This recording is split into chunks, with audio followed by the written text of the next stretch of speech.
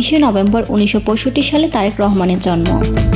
শৈশবে তিনি BAF shine school এবং সেন্ট জোসেফ উচ্চ মাধ্যমিক বিদ্যালয়ে অধ্যয়ন করেন। তিনি ঢাকা রেসিডেন্সিয়াল মডেল কলেজ থেকে মাধ্যমিক সম্পন্ন করেন। এরপর তিনি আদমজী ক্যান্টনমেন্ট কলেজ থেকে উচ্চ মাধ্যমিক পাশ করেন। তিনি একজন বাংলাদেশী রাজনীতিবিদ। বর্তমানে তিনি বাংলাদেশ জাতীয়তাবাদী দলের ভারপ্রাপ্ত চেয়ারম্যান।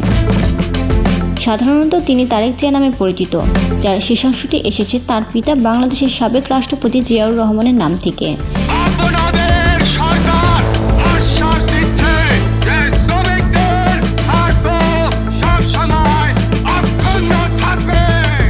তারেক রহমানের অল্প বয়স থেকে রাজনীতিতে হাতেখড়ি হয় এবং 2000 সালের শুরুর দিকে তার মা প্রধানমন্ত্রী থাকাকালীন বিএনপিতে তিনি জনপ্রিয়তা অর্জন করেন।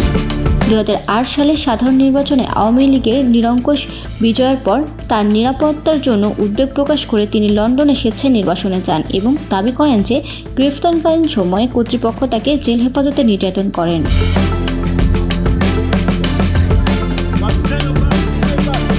দুর্নীতি, ঘুষ গ্রহণ, মানি লন্ডারিং, অবৈধ সম্পদ অর্জন, গ্রেনেড হামলাসহ একাধিক অভিযোগে তিনি শেখ হাসিনা সরকারের আমলে আদালত কর্তৃক দণ্ডপ্রাপ্ত হন।